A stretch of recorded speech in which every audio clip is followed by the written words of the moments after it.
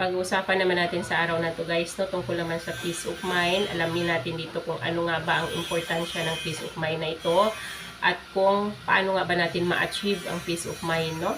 Pero bago ang lahat guys, no, alamin muna natin kung ano nga ba ang ibig sabihin ng peace of mind. Ang peace of mind ay isang estado kung saan ang iyong utak ay makakaranas ng pagiging kalmado, payapa, at saka hindi nababagabag sa anumang pag-aalala. Kung baga, hindi ka nagwo-worry, no? Yan ang tinatawag na peace of mind, no? Mahirap i-define itong peace of mind na ito, guys, no? Pero malalaman nyo ang totoong kahulugan ng peace of mind kapag na-experience nyo na ito, no? At ang peace of mind na ito ay inaasam-asam ng lahat ito, di ba? Sino bang may ayaw ng peace of mind? Lahat tayo gusto natin ng peace of mind, no? Kasi, tulad nga ng sinasabi ng iba, ang tunay daw na success ay makakamtan mo lamang kapag ikaw ay may peace of mind, no? Kasi ang peace of mind na ito guys ay walang katumbas na halaga na kung baga hindi mo kayang bilhin ng pera itong peace of mind na ito, no? Kaya wala nang kasing bless kapag ikaw ay magkaroon ng peace of mind. Kaya napakahalaga na tayo ay magkaroon ng peace of mind, no? Pero sa mundong ginagalawan natin, napakahirap ma-achieve itong peace of mind na to, no? Ang gulo ng mundo na ginagalawan natin, kaliwat kanan yung mga karahasan, di ba? May mga aksidente, may mga giyera sa ibang bansa, hindi mo talaga maiwasan na mag-worry ka, no? Dagdagan pa ng mga nakakasalamuha or nakakasama mo sa araw-araw ng mga toxic na tao, yung mga narcissistic person, mga karelasyon nyo ng mga narcissist na mahilig magreklamo, ang daming kadramahan sa buhay nila, nang biblame ng ibang tao, di ba? Ganun ang makakasalamuha mo, nakakawala ng peace of mind, nakakadrain pa ng energy, no? So, paano tayo magkakaroon ng peace of mind kung napaligiran yung sarili natin ng ganung uri ng mga tao, plus pa ang mga pangyayari sa mundong ito ay hindi ka nais-nais, o kaya mahirap i-achieve ang peace of mind na ito, no? Pero napakaswerte natin kapag tayo ay magkaroon nitong peace of mind, no? Sa mga hindi pa nakakaalam, alam naman natin na tayo ay pinagkalooban tayo ng peace of mind ni God kasi si Jesus Christ, bago siya umakyat doon sa langit, no, pinagkaloob niya sa mga disciple niya ang peace of mind. Iniwanan niya yung peace of mind niya, di ba? Nakasulat yan sa Bible, sabi sa John chapter 14 verse 27, no? Peace I leave with you, my peace I give you. I do not give as the world gives. Do not let your hearts be troubled nor be afraid. Ang nakalagay nga dito, si Jesus Christ ay iniiwanan niya yung kapayapaan niya sa atin, no? Yung kapayapaan na iniwanan niya ay hindi kayang ibigay ng mundong ito kasi alam naman natin kung gaano kagulo ang mundong ito, kung sa mundong ito din man lang hindi natin mahanap ang kapayapaan dahil sa mga hindi magandang nangyayari sa mundong ito, no? Pero anong sabi niya dito? Huwag daw nating hayaan na matrobol yung puso natin, di ba? Huwag nating hayaan na mapiktuhan tayo sa mga hindi magandang nangyari sa atin para mag-hold tayo ng grudges diyan sa puso natin, makaramdam tayo ng bitterness or makaramdam tayo ng takot. Huwag nating hayaan na maramdaman ng puso natin yan kasi kapag naramdaman ng puso natin yung mga negativity na yan, makakawala ng peace of mind yan. Kaya yan ang sinasabi ni Jesus Christ dito na do not let your heart be troubled nor be afraid, di ba? Huwag nating hayaan na matrouble yung puso natin. Huwag nating hayaan na matakot yung puso natin, makaramdam ng takot para hindi mawala ang peace of mind natin, no? So, ano nga ba ang gagawin natin para ma-achieve natin itong peace of mind na ito, no? Number 1 na talaga dyan ay huwag tayong mag-worry, di ba? Tanggalin natin yung mga worry natin, yung mga pag-alala natin sa mga bagay, sa mga pangyayari na hindi natin kontrolado. Tulad ng sinabi ko, huwag nating intindihin yung mga pangyayari sa mundong ito na hindi natin kontrolado. Ang maiambag na lang natin ay ipag-pray natin sila, no? Kasi si God lang ang tanging makakatulong sa kanila, kasi si God lang ang tanging may control sa mga pangyayari sa mundong ito. At saka ang pangalawang gagawin natin para ma-achieve natin itong peace of mind na ito, magpatawad tayo sa mga tao na nagkasala sa atin kasi ang pagpapatawad, malaki ang maiambag niyan para sa peace of mind natin. Kasi kapag ibig sabihin, kapag nagpatawad ka na, nawala na yung bigat na nararamdaman mo dyan sa loob, yung bagahe na pasan-pasan mo, nawala na kasi pinakawalan mo na. Kasi kapag hindi ka nakapagpatawad, nagkikimkim ka ng sama ng loob dyan sa puso mo, mabigat sa pakiramdam yan. Kailangan mo yung alisin, kailangan mo yung pakawalan. So, ang gagawin mo, magpatawad ka. Patawarin mo yung mga nagkasala sa'yo. Diba? Ipasa-Diyos mo na lang sila. Sigad na ang bahala sa kanila, no? Basta ang mahalaga, pakawalan mo sila dyan sa puso mo kasi mabigat yan sa, pakiramdam, no? Kapag hindi ka marunong magpatawad, no? Tapos, ang pangatlong gawin mo, para hindi mawala ang peace of mind mo, mag-set ka ng boundaries, matuto kang magsabi ng no, di ba? Tulad nga ng sinabi ko, kapag may mga kaibigan ka, may mga karelasyon ka na toxic na yan, alam niyo na yung mga toxic na tao, i-drain lang yung energy niyo yan, di ba? Uubusin lang yung oras ninyo, i-drain yung energy ninyo sa kadramahan nila, sa mga reklamo nila, sa mga pang-blame nila. Mag-set kayo ng boundaries, huwag na kayong makikipagkita dyan, or di kaya i-let go nyo na yan, iwanan nyo na yan, wala yung magandang maiambag sa buhay nyo, tatanggalin lang yan yung peace of mind ninyo, kaya alisin nyo na yan sa buhay ninyo, yung mga toxic na tao na yan, no? Ingatan, alagaan nyo yung sarili ninyo, no? Pang-apat naman na gawin ninyo ay para hindi mawala ang peace of mind ninyo, tanggalin ninyo yung mga negative thoughts diyan sa isipan ninyo, no? Kung ano man yung mga bumabagabag diyan sa isipan ninyo, kung ano man yung nagpapahirap sa isipan ninyo, kung ano man yung mga negativity na nasa isip ninyo. Halimbawa nga, nag-hold kayo ng grudges diyan sa puso ninyo, tanggalin nyo na yan, magpatawad kayo, at saka huwag kayong mamuhay sa nakaraan, di ba? Kasi kapag namuhay kayo sa nakaraan, no, lagi ninyong maaalala yung mga hindi magandang experiences ninyo sa nakaraan. Halimbawa, kung dumadanas man kayo ng kung ano man yung mga dinanas ninyo na hirap noong nakaraan, tapos hanggang ngayon hindi kayo nakaka-move on, lagi nyo pa rin naiisip yan, di ba? Kaya makakontribute yan para mawala yung peace of mind ninyo, kaya talagang pakawalan nyo na yung mga negative thoughts na yan, no? Palitan nyo ng mga positive thoughts yan, yung mga negativity na yan, ibaon nyo na yan sa limot, huwag na kayong mamuhay sa nakaraang buhay ninyo, tapos na yun, hindi na kayang ibalik pa ang nangyari sa nakaraan. So ang mahalaga, mamuhay tayo sa kasalukuyang buhay natin para magkaroon tayo ng peace of mind. So talakayin natin dito guys, no? Ano nga ba ang kahalagahan ng pagkakaroon ng peace of mind? No? Number 1 na talagang kahalagahan ng pagkakaroon ng peace of mind. Makaka-improve ito ng mental health at saka physical health natin. No? Kasi kapag may peace of mind ka, hindi ka makakaranas ng stress, hindi ka makakaranas ng anxiety na to. Ibig sabihin, maging healthy ka. Kapag stress ka kasi ay ang stress na to ay malaki ang nakukontribute niya para humina yung immune system mo, magiging prone ka sa heart disease. Kapag may peace of mind ka, hindi mo ma-experience itong stress na to, itong anxiety na to, hindi ka magiging prone sa heart disease at saka hindi hihina yung immune system mo. So, ibig sabihin, magiging healthy yung mental at physical health mo, no? Kaya yan ang kahalagahan kung bakit kailangan natin magkaroon ng peace of mind. At saka pangalawa naman na importansya nito ay kapag may peace of mind ka, makakapag-focus ka, makakapag-concentrate ka. Halimbawa, nagtatrabaho ka, binigyan ka ng task ng company na pinapasukan mo, magagawa mong mai-focus yung mind mo doon sa ginagawa mo, di ba? Makaka-concentrate ka kasi may peace of mind ka, wala kang gumugulo sa isipan mo. Ang resulta, madali na lang sa'yo na matapos kung ano man yung task na inata sa'yo ng company, no? Matatapos mo siya agad-agad kasi nga, focus ka or concentrate ka dun sa ginagawa mo kasi walang bumabagabag sa isipan mo. At pangatlo naman na kahalagahan nito ay makaka-build ka ng stronger na relationship sa ibang tao, no? Kasi kapag ikaw may peace of mind ka kasi, no? Kapag may mga tao ka na nakakasalamuha na hindi maganda yung dinadanas nila, magkakaroon ka ng simpatiya, makikiramay ka sa kanila, magkaroon ka ng awa sa kanila at mauunawaan mo sila, no, sa mga pinagdadaanan nila dahil nga may peace of mind ka, mapayapa yung isip mo, no, wala ang gumugulo sa isip mo, kaya madali na lang sa'yo na intindihin sila kung ano yung pinagdadaanan nila at baka mamaya makatulong ka pa sa kanila kung paano ma-solve ano man yung mga pinagdadaanan nila sa buhay nila, no? Kaya makaka-build ka ng stronger na relationship sa kapwa mo kapag ikaw ay may peace of mind. Pang-apat naman, nakakapag-increase yan ng kasiyahan sa buhay mo at magiging kontento ka, no? Kasi ang mga tao kasi na may peace of mind, kahit na dumadanas man sila ng mga pagsubok sa buhay nila, dumadanas man sila ng mga hamon sa buhay nila, ay magiging masaya pa rin sila, no? Kontento pa rin sila, no? Sila ang mga tao na may peace of mind, nakaka-appreciate sila kahit yung mga simple lang na mga bagay na nangyayari sa buhay nila, no, na-appreciate nila ito kapag mga tao na may mga peace of mind, no? Kasi nga marunong sila makontento, no, hindi na sila naghahangad ng mas malaki pa, kaya nakaka-appreciate sila ng mga simple na mga bagay na nangyayari sa buhay nila. At ang lima naman, ang kahalagahan ng peace of mind na ito ay nakakagawa kayo ng magagandang desisyon sa buhay ninyo kasi tulad ng sinabi ko, kapag malinaw ang pag-iisip mo, payapa ang isip mo, makakapag-isip ka ngayon ng magandang desisyon sa buhay mo, di ba?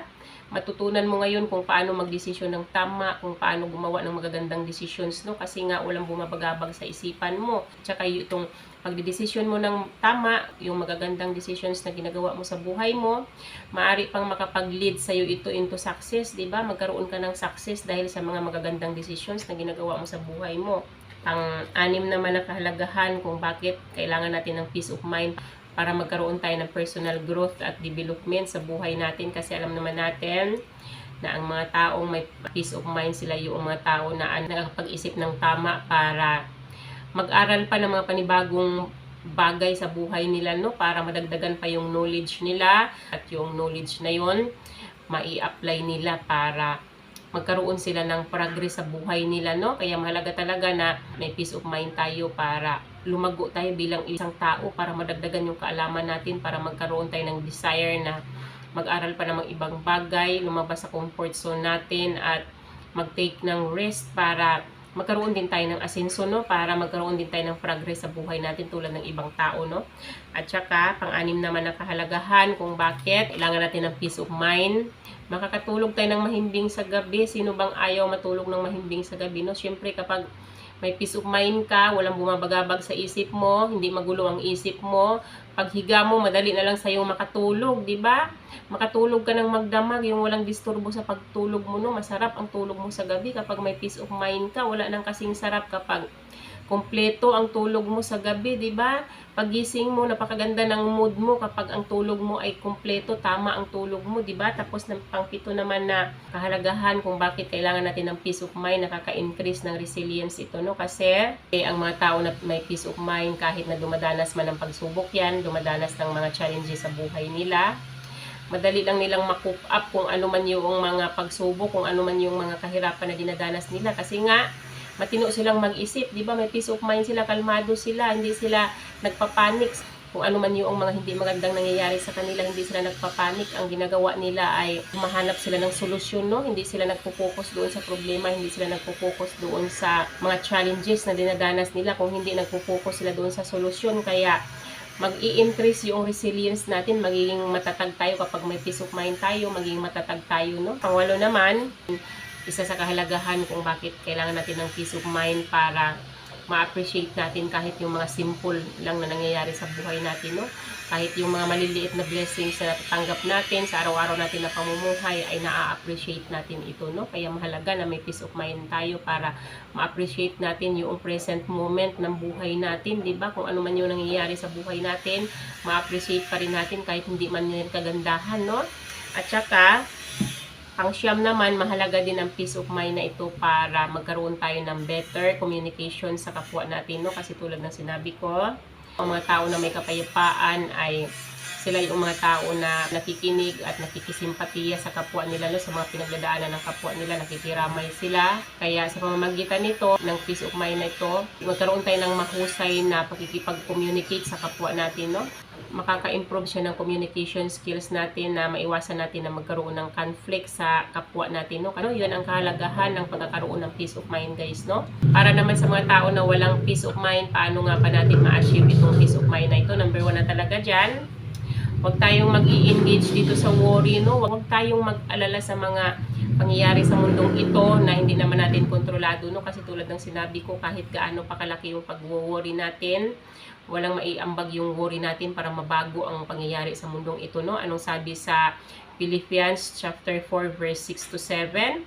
Do not be anxious about anything, but in every situation, by prayer and petition with thanksgiving, present your request to God. And the peace of God which transcends all understanding will guard your heart and your mind in Christ Jesus. Ano nga sinasabi sa atin? Huwag nga daw tayong mabahala, di ba?